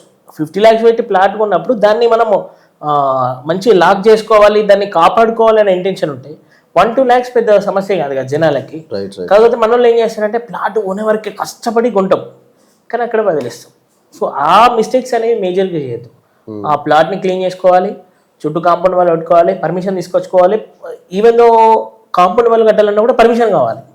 సో ఒక బిల్డింగ్ కడతా అని చెప్పేసి పర్మిషన్ తీసుకొచ్చుకోవాలి. కాంపౌండ్ వాళ్ళు ఒక చిన్న రూమ్ వేసేయాలి, చిన్న రూమ్ వేసేసి మనం ఆటోమేటిక్గా బిల్డింగ్ మన ఎలక్ట్రిసిటీ తీసుకొచ్చుకున్నాం మన కనెక్షన్, మీటర్ కనెక్షన్ తీసుకుంటే ఎలక్ట్రిసిటీలో మన పేరు ఉంటుంది, మున్సిపాలిటీలో మన పేరు ఉంటుంది. రేపు పొద్దున మనకి ఎవిడెన్స్ సేఫ్ జోన్లో ఉంటుంది, ఎవరు ఆక్యుపై చేయడానికి ఛాన్సెస్ తక్కువ. Right right. ఇప్పుడు ఈ పర్మిషన్ తెచ్చుకోవాలంటే జిహెచ్ఎంసీ అప్రూవల్ ఉన్నానా లేదంటే engineer I mean licensed engineer దగ్గరికి? లేదు, లైసెన్స్ ఇంజనీర్ ఉన్న మున్సిపాలిటీ క్లయింట్కి లైసెన్స్ ఇంజనీర్ మీడియేటర్ అన్నట్టు. అంటే మీకు ఇప్పుడు కామన్ పీపుల్కి సెట్ బ్యాక్స్ ఐడియా ఉండదు కదా, ఐడియా ఉండదు. సో మీరు G+2 కన్స్ట్రక్షన్ చేయాలనుకుంటున్నారు, సో మార్టిగేజ్ కూడా వేయాల్సి వస్తుంది. అది మేము చెప్తేనే మీకు తెలుస్తుంది. సో బిల్డింగ్ అనేది మీరు ఎన్ని ఫ్లోర్స్ కడుతున్నారో ఏందన్న కాన్సెప్ట్ ఉంటుంది కాబట్టి సో లైసెన్స్డ్ ఇంజనీర్ ఏం చేస్తాడు, హెల్ప్ చేస్తాడు. ఫస్ట్ ఇలా వేసుకోవాలి, దీనికి ఈ రూల్స్ ఉంటాయి, ఈ రెగ్యులేషన్స్ ఉంటాయి, ఇంత సెట్ బ్యాక్స్ ఉంటాయి, ఈ సెట్ బ్యాక్స్ ఫాలో అయ్యి కన్స్ట్రక్షన్ చేసుకోవాలి అనే ఇంటెన్షన్ మనం చెప్తాం. ఓకే. సో దానివల్ల ఏమైంది అంటే మున్సిపాలిటీ వాళ్ళే మొత్తం చేయాలంటే ఇబ్బంది. సో దానికి గవర్నమెంట్ ఏం చేసింది, ఎంప్లాయ్మెంట్ అనేది క్రియేట్ అవుతుంది వీళ్ళకి, లైసెన్స్ ఇంజనీర్ వాళ్ళకి అని చెప్పేసి వాళ్ళు కూడా ఈ లైసెన్స్డ్ ఇంజనీర్ అనేది పెట్టి సిస్టమ్ పెట్టి పీపుల్కి ఎఫెక్ట్ యూస్ఫుల్ అయ్యేటట్టు సెటప్ చేసింది అన్నట్టు. అని ఈ మధ్యన మనం చాలా ఎక్కువ సార్లు వింటూ ఉన్నాం కదా, కొంతమంది ఏంటంటే ఒక ల్యాండ్ ఉంది బట్ వాళ్ళ డబ్బులు కడదామనేసి, సో వాళ్ళు ఏంటంటే డెవలప్మెంట్కి ఇచ్చేద్దాం అంటే ల్యాండ్ డెవలప్మెంట్ ఫర్ హౌస్ అట్లా కొన్ని ఉన్నాయి కదా. సో ఆ ఆస్పెక్ట్లో మనం ఎట్లా చూడొచ్చు, అలా ఇవ్వచ్చా? 100% ఇవ్వచ్చు. కాకపోతే బిల్డర్స్ ఎవరైతే ఉన్నారో నార్మల్గా ఎవరైతే డెవలప్ చేస్తారో వాళ్ళని బిల్డర్స్ అంటాం కదా. అవును. ఆ డెవలపర్స్ అయితే ఎవరైతే ఉన్నారో ప్రీవియస్గా ఏమైనా ప్రాజెక్ట్ చేసిండ్రో ఫస్ట్ థింగ్ ఓకే చూసుకోవాల్సింది. ఫర్ ఎగ్జాంపుల్ మీకు ఒక 600 యాడ్స్ ఉంది, 1000 యాడ్స్ ఉంది. ఆ 1000 యాడ్స్కి మీరు డెవలప్మెంట్ ఇస్తున్నారు. ఓకే. సో అప్పుడు ల్యాండ్ ఎవరైతే ఇస్తున్నారో, ల్యాండ్ ఓనర్స్ అయితే ఎవరైతే ఉంటారో ప్లస్ బిల్డర్ డెవలపర్ వీళ్ళిద్దరికీ అండర్స్టాండింగ్ ఉండాలి ఫస్ట్ థింగ్. ఓకే. సో ఇంత పర్సెంటేజ్ మీకు, ఇంత పర్సెంటేజ్ నాకు అని డివైడ్ ఉంటుంది. రైట్. జనరల్లో మార్కెట్లో నడిచిందంటే 60-40 నడుస్తుంది. సో ఎవరైతే డెవలపర్స్ ఉంటారో వాళ్ళకి 60%, ఓకే. ఎవరైతే ల్యాండ్ ఓనర్స్ ఉంటారో వాళ్ళకి 40%. అంటే ల్యాండ్ ఓనర్స్కి ఎక్కువ పర్సెంటేజ్ ఉంటుందన్న, ల్యాండ్ ఓనర్స్కి తక్కువ పర్సెంటేజ్. తక్కువ. ఎందుకంటే ప్రజెంట్ కాస్ట్తో కన్స్ట్రక్షన్ చేసేది డెవలపర్ చేస్తారు కాబట్టి 60% డెవలపర్కి, 40% ల్యాండ్ ఓనర్కి. అంటే ఏరియా అంతే అన్న, అంటే డిపెండింగ్ ఆన్ ఒకవేళ కొన్ని ప్రైమ్ ఏరియా ఉన్నాయి అనుకోండి, అడ్వాన్స్ కూడా అడిగే అవకాశాలు ఉంటుంది. 50-50 షేరింగ్ కూడా ఉంటుంది. అప్పుడు పర్సెంటేజ్ కూడా చేంజ్ చేసేది. అంటే అక్కడ ఉన్న సిచ్యువేషన్స్ బట్టి ఒకటి మారుతుంది, క్లయింట్ ఉన్న బిల్డర్కి ఉన్న అండర్స్టాండింగ్ బట్టి పర్సెంటేజ్ అనేవి మారుతూ ఉంటాయి. ఓకే. సో కొంతమంది ల్యాండ్ ఓనర్స్ ఏంటంటే వాడు చేస్తారో చేయరో, ప్రాజెక్ట్ కంప్లీట్ చేస్తారో చేయరో అనే ఇంటెన్షన్తో నాకు ఒక 10% అడ్వాన్స్ కావాలి. So total cost of project మీద ఒక 10% నాకు అడ్వాన్స్ ఇస్తే నేను నా ల్యాండ్ని డెవలప్మెంట్కి ఇస్తాను అని చెప్పేసి అంటారు. ఓకే. అంటే షూరిటీ కోసం తీసుకొని మీరు ప్రాజెక్ట్ చేయాలనే ఇంటెన్షన్తో ఉంటుంది. అయితే మరి కొంతమంది డెవలపర్స్ ఏంటంటే మిడిల్లో డ్రాప్ అయ్యే వాళ్ళు ఉంటారు. ఇంకేదో తన ల్యాండ్ ఉంటుంది, సో డెవలప్ చేస్తుంటే ఏమైనా కాన్సిక్వెన్సెస్ వచ్చినప్పుడు ప్రాజెక్ట్ మధ్యలోనే డ్రాప్ అయ్యే అవకాశాలు ఉంటాయి. సో అట్లాంటప్పుడు ల్యాండ్ ఓనర్ లాస్ అయిపోతారు కదా. సో ఆ భయం ఉండాలని చెప్పేసి అడ్వాన్సులు కూడా తీసుకునే సిచ్యువేషన్స్ ఉంటాయి. సో అట్లా నడుస్తూ ఉంటుంది అన్నట్టు. సో అంటే మనకి ఏరియాని బట్టి ఫ్లోర్స్ వస్తాయి కదా. ఇందులో మార్టిగేజ్ ఉంటుంది.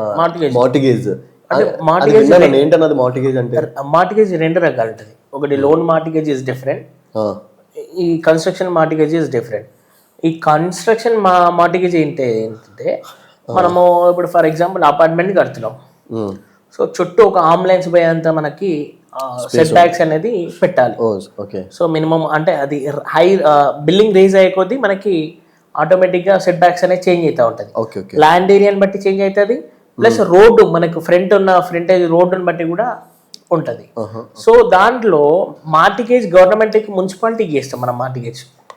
సో నేను నా 10% టోటల్ బిల్టప్ ఏరియాలో 10% అనేది నేను మార్టిగేజ్ చేస్తున్నాను గవర్నమెంట్కి అని చెప్పేసి చేస్తాం. ఓకే. సో మార్టిగేజ్ చేయడం వల్ల ఏంటంటే మనం సెట్ బ్యాక్స్ కరెక్ట్ ఫాలో అయితేనే ఆ మార్టిగేజ్ రిలీజ్ చేస్తారు అన్నట్టు.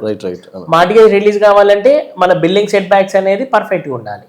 సో పర్ఫెక్ట్ ఉంటేనే మార్టిగేజ్ రిలీజ్ చేస్తారు. ఆ మార్టిగేజ్ రిలీజ్ చేస్తేనే మీకు ఓసీ వస్తుంది, ఆక్యుపెన్సీ సర్టిఫికేట్. ఓసీ వస్తేనే మనకి హౌస్ నెంబర్ వస్తుంది. ఫ్లాట్ నెంబర్ రావాలి అనుకోండి, ఫ్లాట్ నెంబర్ రావాలి అంటే 100% మీకు హౌస్ ట్యాక్స్ కట్టుకోవాలి. రేపు రిజిస్ట్రేషన్ కావాలంటే ఓసీ ఉంటేనే మనకి రిజిస్ట్రేషన్స్ అవుతాయి.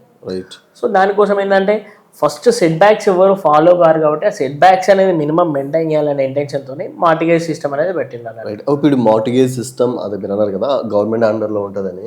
సో ఒకవేళ కనుక ఆ బిల్డర్ ఎవరైతే ఉన్నారో కన్స్ట్రక్షన్ చేయకుండా వెళ్ళిపోయాడు అనుకున్నాను, సో అప్పుడు అది ఇంకా వాళ్ళ అండర్ లో ఉంటుందా, లేదంటే మళ్ళీ వీళ్ళు ఎవరైతే ల్యాండ్ ఓనర్ ఉన్నారో వాళ్ళు 10% బిల్డప్ ఏరియా అనేది మీరు రిలీజ్ చేసుకునే వరకు మున్సిపాలిటీలోనే ఉంటుంది. అది ఓకే. అది ఎప్పుడు మీరు ఈసీ తీసినా కూడా మార్టిగేజ్ ఎట్ మున్సిపాలిటీ అని చెప్పేసి కనబడుతుంది మనకి. సో అది ఎప్పుడు డ్రాబ్యాకే కాబట్టి మనం మార్టిగేజ్ వెళ్ళినప్పుడు 100% మనం ఫుల్ ఫ్లెడ్జ్గా రూల్స్ ఫాలో కావాలి. 10% డీవియేషన్ అయితే ఏం కాదు. బిల్డప్ ఏరియాలో 10% డీవియేషన్ అయినామంటే కన్సిడరబుల్. 10% దాటిందంటే మాత్రం దానికి ఓసీ ఇయ్యరు, మార్టిగేజ్ రిలీజ్ చేయరు. సో దానివల్ల ప్రాజెక్ట్ అయిపోయే అవకాశాలు ఉంటుంది. సో 100% సెట్ బ్యాక్స్ అనేది మనం ఫుల్ ఫ్లెడ్జ్ కంప్లీట్ చేయాలి. అంటే ఈ మార్టిగేజ్ ఎప్పుడు రిలీజ్ చేస్తారంటే ఫుల్ ఫ్లెడ్జ్ ప్రాజెక్ట్ అయిపోయింది అన్న రోజే చేస్తారన్నట్టు అప్లై చేసుకుంటే.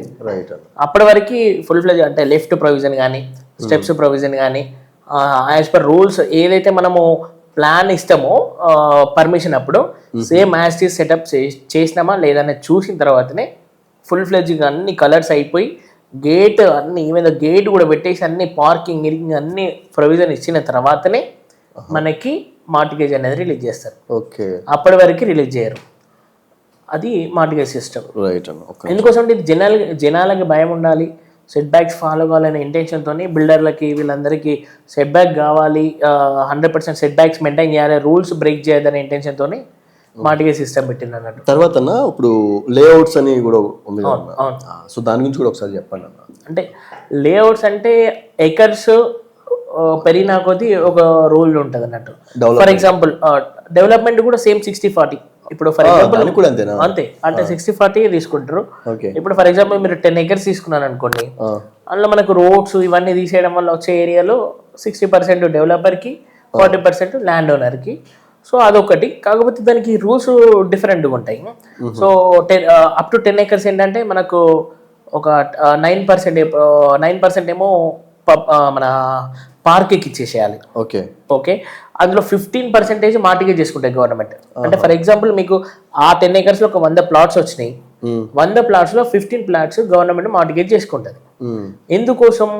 మనం ఏదైతే రోడ్స్ వేయాలి, ఎలక్ట్రిసిటీ ప్రొవిజన్ ఇవ్వాలి, తర్వాత పార్క్ ఏరియా ఇవ్వాలి, 9% పార్క్ ఏరియా ఇవ్వాలి, 1% సోషల్ ఇన్ఫ్రా అని చెప్పేసి కొత్త వచ్చింది. సోషల్ ఇన్ఫ్రా అని చెప్పి 1%. ఆ 1% సోషల్ ఇన్ఫ్రా ఏంటంటే లైక్ కాంప్లెక్సెస్ కానీ ఏదైనా కమర్షియల్గా యూజ్ చేసినప్పుడు యూజ్ అవుతుంది అనే ఇంటెన్షన్తో ఆ 1% అనేది ఇచ్చిండు. సో ఏవైతే మనం ప్రొవిజన్స్, రోడ్స్, ఫుల్ సీసీ రోడ్లు వేయడము, డ్రైనేజ్ కంప్లీట్ చేయడము, ఎలక్ట్రిసిటీ కనెక్షన్ కూడా కంప్లీట్ చేయడం, ఇవన్నీ చేసిన తర్వాతనే మనకి మార్టిగేజ్ రిలీజ్ అవుతుంది. ఓకే. ఈ 15 plots ఏవైతున్నాయి అవి రిజిస్టర్ చేయడానికి ఉండదు, రిజిస్ట్రేషన్కి వ్యాలిడ్ కాదు.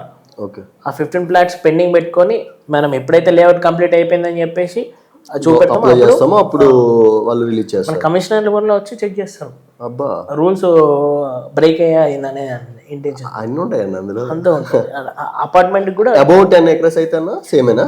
అబౌట్ 10 acres అయితే స్కూల్ ఏరియా కూడా ఇవ్వాల్సి వస్తుంది, వాటర్ ట్యాంక్ ప్రొవిజన్ చేయాలి. ఎందుకంటే నీకు జనాలు పాపులేషన్ అనేది ఇంక్రీజ్ అయిపోతాయి, ప్లాట్స్ ఇంక్రీజ్ అయిపోతాయి. సో రేపు ఒక పెద్ద కమ్యూనిటీ ఏర్పడుతుంది కాబట్టి మనకు అప్పుడు వాటర్ ట్యాంక్ ప్రొవిజన్ ఒకటి ఇవ్వాలి, అంటే వాటర్ ఫెసిలిటీ పీపుల్కి ఎస్టాబ్లిష్ చేసి ఇవ్వాలి ముందే. తర్వాత స్కూల్ ఏరియా ఇవ్వాలి. సో మళ్ళీ సేమ్ ఈ సోషల్ ఇన్ఫ్రా ఇవన్నీ సేమ్. రైట్. సో దానివల్ల ఏంటంటే ఆటోమేటిక్గా రూల్స్ బ్రేక్ కాకుండా మనం చేస్తాం, ఎందుకంటే డెవలప్మెంట్ చేస్తాం. ఆ ప్రొవిజన్స్ ఇవ్వడం వల్ల ఇప్పుడు మనకు కమ్యూనిటీ ఇంక్రీజ్ అయింది అనుకోండి మన వెంచర్లో ఫర్ ఎగ్జాంపుల్, అయినప్పుడు ఏమైతే అంటే వాటర్ ఫెసిలిటీ ప్రాబ్లమ్స్ రావచ్చు. దానికోసం మేము ముందే ఎస్టాబ్లిష్ చేసి పెడతారు కనెక్షన్. ఓకే. ఓకే. తర్వాత స్కూల్ ఏరియా ఇప్పుడు నాకు తెలిసిన వాళ్ళు మనమే ఒక 60 acres చేసినాం, అంటే లేఅవుట్ అప్లై చేసి ఇచ్చాను. ఓకే. సో దానికి స్కూల్ ఏరియాను కూడా వదిలిపెట్టాలి, స్కూల్ ఏరియాను కూడా వదిలేసి పెట్టేసినాం. ఇప్పుడు లేఅవుట్స్ ఉన్నాయి కదన్నా, జనరల్గా సిటీ అవుట్కట్స్లో ఈ మధ్యన లేఅవుట్స్ అనేవి బాగా ఫేమస్. ఐ మీన్ సిటీకి ఇలా హైవేకి దగ్గరలో ఉంది, ఇలా ఎయిర్పోర్ట్ దగ్గరలో ఉంది అని కొన్ని లేఅవుట్స్ డెవలప్ చేస్తారన్న. సో ఏంటంటే మెయిన్ థింగ్ ఏంటంటే లేఅవుట్స్ నార్మల్ ఏరియా ఉండి ప్లాట్స్ ల్యాండ్ అమ్మడం ఒక ప్రైజ్ అయితే, లేఅవుట్స్ క్రియేట్ చేసిన తర్వాత దాని యొక్క వాల్యూ ఆఫ్ లేఅవుట్ అనేది పెరిగిపోతుంది, ఒకసారిగా పెరిగిపోతుంది. సో దాని మెయిన్ రీజన్ ఏమై ఉండొచ్చు అన్న అట్లా ల్యాండ్స్ వాల్యూ పెరిగిపోవడానికి? లేఅవుట్ పెరిగితే పెరిగిపోద్దా? అట్లా అని కాదు, అక్కడ డెవలప్మెంట్ అవుతుంది, ఒక వెంచర్ వేసిండ్రు, సో డిమాండ్ క్రియేట్ చేస్తున్నారు, కావాలని క్రియేట్ చేస్తున్నారు. ఇప్పుడు ఏమవుతుందంటే రేపు విల్లాస్ కడతాం, రేపు ఇండిపెండెంట్ హౌస్ వచ్చేస్తాయి అనే ఒక ఇప్పుడు ఏంటంటే సిటీ అవుట్స్కట్ నుంచి కొంచెము నెక్స్ట్ సిటీ డెవలప్ అవుతుంది అనే ఏరియాలో లేఅవుట్ చేసేస్తారు మన వాళ్ళు. సో ఇప్పుడు ఫర్ ఎగ్జాంపుల్ నీకే ఒక 50 acres ఉన్నాయనుకో, మీరేం చేస్తారు, ఒక 10 ఎకరాలు వెంచర్ చేసిండు అనుకోండి, నెక్స్ట్ 40 acresకి ఏమవుతుంది, మంచి భూమి వస్తుంది, మంచి రేట్ వస్తుంది, దాంతో కూడా బెనిఫిట్ చేసుకుంటారు. సో అక్కడ వెంచర్ వాస్తవానికి వెంచర్ చేయాలి అంటే ఆ వెంచర్ ఇక్కడ చేస్తున్నామంటే బెనిఫిట్ ఉంటేనే వెంచర్ చేస్తారు. కొంతమంది కావాలని కూడా చేస్తారు, అంటే వాళ్ళకి వాళ్ళ రేట్ ఇంక్రీజ్ చేసుకోవడం కూడా చేస్తారు, అంటే అప్కమింగ్ వస్తుంది అనే ఇంటెన్షన్తో ఉంటుంది. అంటే మన డెవలప్మెంట్ అనేది ఎట్ అవుతుంది అనే దాన్ని బట్టి మనం వెంచర్కి ప్లాన్ చేసుకుంటాం. అంటే జనరల్గా ఇప్పుడు సివిల్ ఇంజనీర్స్ ఉన్నారు కదా, కొంతమంది స్ట్రక్చరల్ ఇంజనీర్స్గా లైసెన్స్డ్ ఇంజనీర్స్గా వెళ్ళిపోతున్నారు. కొంతమంది ఏంటంటే కన్సల్టెంటివ్గా కొంతమంది ఉంటున్నారు, కన్స్ట్రక్షన్ ఫీల్డ్లో కొంతమంది వెళ్ళిపోతున్నారు. సో కన్స్ట్రక్షన్ ఫీల్డ్కి కన్సల్టెంట్కి డిఫరెన్స్ ఏంటన్నా? అంటే కన్స్ట్రక్షన్ ఫీల్డ్లో కంటే ఫుల్ ఫ్లెడ్జ్గా మనమే కన్స్ట్రక్షన్ చేసి అమ్మడము ఒక పాయింట్ ఆఫ్ వ్యూ. లేదు వేరే క్లయింట్స్ ఉన్నారు, వాళ్ళకి టైం లేదు, వాళ్ళ ఎంప్లాయీస్ వాళ్ళ కన్స్ట్రక్షన్ మనమే ఫుల్ ఫ్లెజ్గా కంప్లీట్ చేయొచ్చు అనేది ఒక కాన్సెప్ట్. అంటే మన కాన్సెప్ట్ ఎట్లా ఉంటుందంటే ప్లానింగ్ నుంచి ఫినిషింగ్ వరకు నేనే కంప్లీట్ చేస్తాను అనే కాన్సెప్ట్ నేను చెప్తా. ఎందుకోసం అంటే మీకు ఎవరు హెల్ప్ అవసరం లేదు, మీరు ఇంతమందిని మేనేజ్ చేయని అవసరం లేదు, మీరు నన్ను ఒక్కరిని అడిగితే సరిపోద్ది. అంటే వాళ్ళు ఎంప్లాయీస్ కాబట్టి, వాళ్ళు బిజీ పర్సన్స్ కాబట్టి, వాళ్ళు ఒక లేకపోతే మెషన్స్ కానీ, లేకపోతే ప్లంబర్ని కానీ, ఒక ఎలక్ట్రీషియన్ కానీ, లేకపోతే ఇట్లా డిఫరెంట్ పీపుల్ని అందరినీ మాట్లాడాలి, వాళ్ళకి టైం ఉండదు. సో వాళ్ళకి ఏదైనా మెటీరియల్ కావాలంటే టైంకి తీసుకొచ్చి ఇవ్వాలి, అది పాసిబుల్ కాదు. మనం ఏం చేస్తారు, కొంతమంది అంటే మన దాంట్లో కాంట్రాక్టర్గా డెవలప్ అయ్యి మనం ఏం చేస్తామంటే, నేను పర్ ఎసెప్ట్కి ఇంత కన్స్ట్రక్షన్ చేస్తాను, పర్ ఎసెప్ట్కి కన్స్ట్రక్షన్ చేసి ఫుల్ ఫ్లెడ్జ్గా కంప్లీట్ చేసి ఇస్తాను అని చెప్పేసి ఒక రేట్ కోట్ చేస్తాం. కోట్ చేసి పర్టికులర్గా మనకి ఈ మెటీరియల్ మెన్షన్ చేస్తాను, మీరు ఇచ్చే అమౌంట్కి నేను ఇది ఇస్తాను, మీకు ఇంకేమైనా చేంజెస్ కావాలి, మీకు రిక్వైర్మెంట్స్ ఏమైనా ఉన్నాయా అనే దాన్ని బట్టి చూస్తే రిక్వైర్మెంట్స్ చేంజ్ అయినాయి. ఇప్పుడు ఫర్ ఎగ్జాంపుల్ మనం ఇచ్చే దాంట్లో ఒక మామూలుగా స్టోన్స్ ఉంటాయి కదా, టైల్స్ కానీ స్టోన్స్ కానీ, ఇవన్నీ కొంచెం ఇంకా నాకు కాస్ట్లీ కావాలి, నాకు లేకపోతే ఇటాలియన్ మార్బుల్ కావాలి అనే వాళ్ళు కూడా ఉంటారు. అంటే యూనిక్గా కావాలి, యూనిక్గా కావాలి. అందులో కావాలన్నప్పుడు ఏమైందంటే కాస్ట్ అనే కన్స్ట్రక్షన్ కాస్ట్ అనేది ప్రాజెక్ట్ వాల్యూ అనేది ఇంక్రీజ్ అవుతుంది. సో ప్రాజెక్ట్ వాల్యూ పెరుగుతుందంటే ఎస్ఎఫ్టీకి మనము కాస్ట్ అనేది ఆటోమేటిక్గా పెరుగుతుంది. సో వాళ్ళు ఏంది, మరి ఇంత ఇద్ది నేను ఇంత ఇస్తా, మీకు ఎక్కువైతే మీరు తీసుకోండి, అంటే మిగతాది నేను ఇంత బేరీ చేస్తాను, ఆ ఒక్క మెటీరియల్ మీరు ఇంకా కాస్ట్ ఎక్కువైతే మీరు తీసుకోండి అనే ఇంటెన్షన్తో వాళ్ళకి చెప్తాము. సో మనం ఫుల్ ఫ్లెడ్జ్ కాంట్రాక్ట్ తీసుకొని ఫుల్ ఫ్లెడ్జ్ కంప్లీట్ చేసి ఇస్తాం. ఓకే, ఇంక్లూడింగ్ ఆల్ వాళ్ళ రెస్పాన్సిబిలిటీ ఏం లేదు. ఓన్లీ గ్రానైట్స్ లైక్ ఫ్లోరింగ్ ఏదైనా అలాంటివి వదిలేస్తే ఒకవేళ పర్టికులర్ గా నాకు ఇది కావాలి అని అన్నప్పుడు మాత్రం నేను ఇది ఇస్తాను, మీకు ఇంకేమన్నా అయితే ఎక్సెస్ గా మీరు తీసుకోండి అని చెప్పేసి చెప్తాము. ఫుల్ ఫ్లెడ్జ్ గా కంప్లీట్ కూడా చేసిస్తాం. ఎందుకంటే ఇప్పుడు నాన్ టెక్నికల్ ఎవరో కాంట్రాక్టర్లు అయిపోయారు. ఇప్పుడు అలాంటప్పుడు మనం టెక్నికల్ పర్సన్ అయ్యి ఉండి మనమే కాంట్రాక్టర్ మనమే చేసుకుంటే బెనిఫిట్ కదా. నాన్ టెక్నికల్ ఇప్పుడు హై టాప్ లో కూడా ఉన్నారు కన్స్ట్రక్షన్ టాప్ కంపెనీస్. ఇప్పుడు మై హోమ్ ఉంది, రామేశ్వరరావు సార్ అసలు సివిల్ కాదు, హోమియోపతి డాక్టర్. సో తాను పెద్ద కంపెనీకి సీఈఓ అయినప్పుడు మనము ఇలాంటి చిన్న చిన్న చేసినప్పుడే స్టార్ట్ చేస్తే స్టార్టింగ్ నుంచి ఇట్లా మనం చేసుకుంటూ వెళ్తేనే అప్కమింగ్ మనది కూడా రోల్ వస్తుంది. రైట్ అన్న, నేను యాక్చువల్గా మధ్యలో అడుగుదాం అనుకున్నాను. ఇది ఒక చిన్న కంపెనీ స్టార్ట్ చేసామన్న, మీరు ఒక చిన్న కంపెనీ స్టార్ట్ చేశారు, అండ్ ఇది ఒక కార్పొరేట్ లెవెల్కి వెళ్ళాలి అంటే ఎలాంటి ఆ ప్లాట్ఫామ్ క్రియేట్ చేసుకోవాలన్నా? అంటే ఇప్పుడు మై హోమ్ అంబిజన్ మీరు చెప్పారు కదా, సో అతను ఒక ఆయుర్వేద డాక్టర్ అయ్యి ఉండి, సో అతను non technical idea, I mean అంత ఐడియా లేకపోయినా ఒక ప్లాట్ఫామ్ క్రియేట్ చేసుకున్నారు. ఫస్ట్ ఒక సివిల్ ఇంజనీర్ ఫస్ట్ ఒక ఫర్మ్ క్రియేట్ చేసుకొని మనం చిన్న చిన్న ప్రాజెక్ట్ చేసుకుంటూ, చిన్న 20 lakhs ప్రాజెక్టే కావచ్చు, దాన్ని ఫుల్ ఫ్లెడ్జ్గా కంప్లీట్ చేసుకోవాలి. రైట్, అంటే మనకేంటంటే మనకు వచ్చిన టాస్క్ని ఇన్ టైంలో కంప్లీట్ చేస్తూ మార్కెటింగ్ చేసుకుంటూ సొసైటీలో మనకు ఒక నేమ్ వచ్చింది అనుకోండి, ప్రాజెక్ట్స్ అనేది ఆటోమేటిక్గా వస్తాయి. రైట్, ఆ ప్రాజెక్ట్స్ వచ్చినప్పుడు మనం నెట్వర్క్ అనేది ఆటోమేటిక్గా పెరిగిపోద్ది. పెరిగిపోయినప్పుడు కంపెనీ గ్రోత్ అనేది పెరుగుతూ ఉంటుంది. ఇప్పుడు ఫర్ ఎగ్జాంపుల్ నేనే కన్స్ట్రక్షన్ చేయాలి అని నా దగ్గరికి ఎట్ ఏ టైం ఒక 10 మంది క్లయింట్స్ వచ్చింది అనుకోండి, నా ప్రాజెక్ట్ పెద్దగా ఉంటుంది, నా కంపెనీ పెద్దగా కనబడుతుంది, అంటే 10 మందికి ఎంప్లాయ్మెంట్ ఇస్తాము. అప్పుడు సిచ్యువేషన్ మన కింద ఇంకా లేబర్స్ పెరుగుతారు, లేకపోతే ఎంప్లాయ్మెంట్ పెరుగుతుంది. ఎంప్లాయ్మెంట్ పెరిగినప్పుడు ఆటోమేటిక్గా మన కంపెనీ అనేది మనకు ఫస్ట్ ఆఫ్ కాన్ఫిడెన్స్ వస్తుంది. రేపు పొద్దున ఇంత పెద్ద ప్రాజెక్ట్ చేయొచ్చు, మన దగ్గర అంత ఉంది సత్తా, మనం చేయగలుగుతామని చిన్న ప్రాజెక్ట్ నుంచి మొదలు పెడితే ఆటోమేటిక్గా ఆ కాన్ఫిడెన్స్ తోని ఒక్కొక్కటి, ఇప్పుడు ఫర్ ఎగ్జాంపుల్ 1 year వరకే కాంట్రాక్ట్ చేసినాం అనుకో, అది కంప్లీట్ చేసినాం అనుకోండి సక్సెస్, నెక్స్ట్ 10 year గురించి ఆలోచిస్తాం, 5 year గురించి ఆలోచిస్తాం. అంటే మనం పెద్దగా ఆలోచించి మన కంపెనీ పెద్దగా కావాలనే ఇంటెన్షన్ మనం ఎప్పుడైతే తీసుకుంటామో దాన్ని ఒక ఛాలెంజ్ తీసుకొని రిస్క్ తీసుకోవాలి. ఫస్ట్ థింగ్, మేజర్ గా కన్స్ట్రక్షన్ లో రిస్క్ తీసుకుంది లైఫ్ లేదు. ఈవెన్ ఏ కంపెనీ అయినా ఏదైనా కూడా వాళ్ళు చాలా రిస్కులు చేసుకున్నారు కాబట్టి ఇది వరకు వచ్చింది. అవును, ఎవరైనా కూడా మీరు కూడా ఫస్ట్ ప్రాజెక్ట్ రిస్క్ తీసుకొని చేసినా లాస్ అయిపోయినా, ఇందులో ఉంటే ఇంకా లాస్ అయితే ఏమో అనుకున్నా, కానీ అయితే హీరో లేకపోతే జీరో. రిస్క్ చేయాల్సింది, 100% రిస్క్ చేయాల్సిందే అని చెప్పేసి డిసైడ్ అయినా, ట్రై చేస్తున్నా.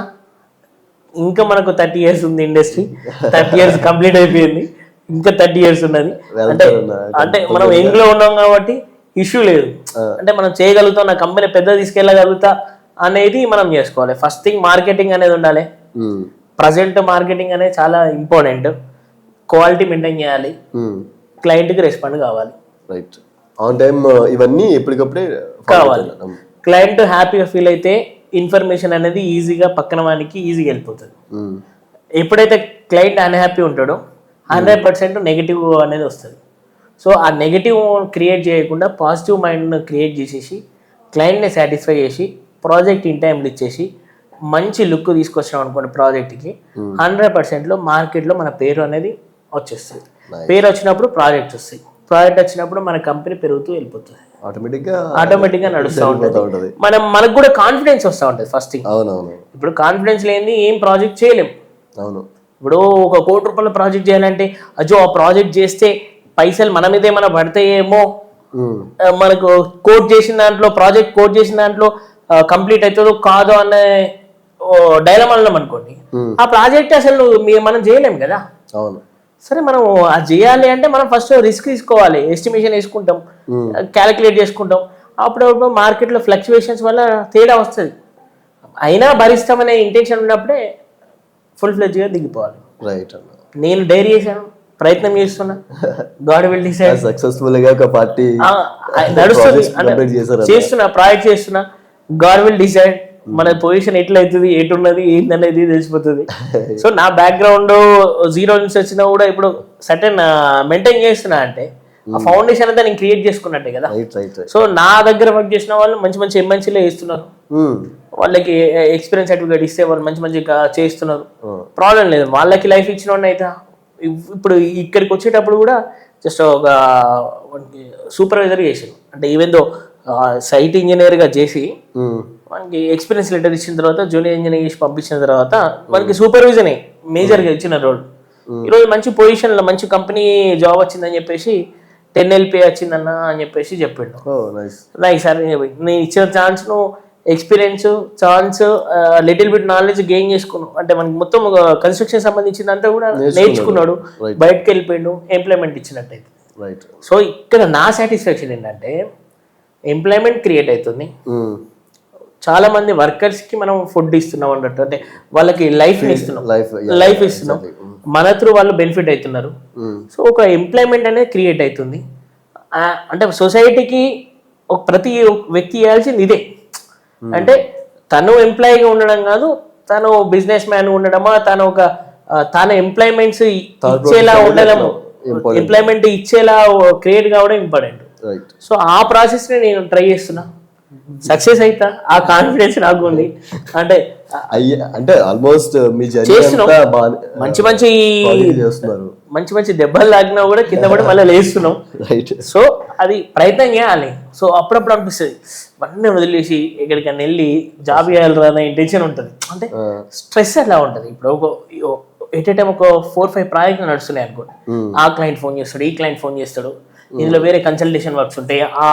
ఆ సిచ్యువేషన్ ఏంటంటే స్ట్రెస్ అవుతూ ఉంటుంది. ఒకటేసారి కంటిన్యూషన్ కాల్స్ వచ్చేసరికి అంటే మనం కింద వాళ్ళకైనా ఫస్ట్ డైరెక్ట్ మనల్నే అటాచ్ అవుతారు, వాళ్ళు మనల్నే అప్రోచ్ అవుతారు. కాబట్టి ఆటోమేటిక్గా మనమే సమాధానం చెప్పాల్సి వస్తుంది. పర్టికులర్గా అక్కడ ఉన్న సైట్ ఇంజనీర్ని అడిగారు, ఎవరిని అడిగారు. So particular Sai what happen, మన పరిస్థితి ఏంటి? ఎందుకంటే ఫస్ట్ అగ్రిమెంట్ చేసేది నాతో చేసుకుంటే కాబట్టి సిచ్యువేషన్ అట్లా ఉంటుంది. కాబట్టి అన్నిటినీ హ్యాండిల్ చేసుకుంటా మ్యాక్సిమం. ఎందుకోసం అంటే మనం మాట్లాడితే క్లయింట్ సాటిస్ఫై అవుతాడు, ఎంప్లాయ్ మాట్లాడితే ఎప్పుడు క్లయింట్ సాటిస్ఫై అయ్యాడు. అంటే మన చిన్న కంపెనీ కాబట్టి ఇప్పుడు వీళ్ళని సాటిస్ఫై చేస్తేనే మనది గ్రోత్ అవుతుంది, గ్రోత్ కావడానికి ఈజీగా ఉంటుంది.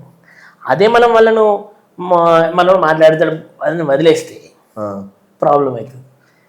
ఇప్పుడు మనం ఫస్ట్ థింగ్ ఏంటంటే బిజినెస్లో ఉన్నప్పుడు ఎదుటోడు ఏం మాట్లాడుతుండో దానికి ఎలా సమాధానం చెప్పాలనేది మనం ప్రిపేర్ అయి ఉంటే ఆటోమేటిక్గా ప్రాబ్లమ్ సాల్వ్ అవుతుంది. తన క్వశ్చన్కి మనం కరెక్ట్ ఆన్సర్ చేయకపోవడం వల్ల కూడా మధ్యలో బ్రేక్ అయ్యే అవకాశాలు ఉంటాయి. సో ఆ సిచ్యువేషన్ రావద్దనే ఇంటెన్షన్తో వాళ్ళు కోప్పడినా మనం కూల్గా ఆన్సర్ చెప్పేటట్టు ఉండాలి. వాళ్ళు ఫైర్ అయినా కూడా మనం కూల్గా ఓకే సార్ ప్రాజెక్ట్ అవుతుంది, ఒక లేట్ అయిపోయింది, సారీ ఫర్ దట్ అని చెప్పేసి ఒక ఇంటిమేషన్ ఇచ్చేసి కంటిన్యూషన్ చేయాలి. Right. ఇప్పుడు ఒక 2 days వర్కర్స్ రాలే అనుకోండి, ఫైర్ అవుతా ఉంటారు.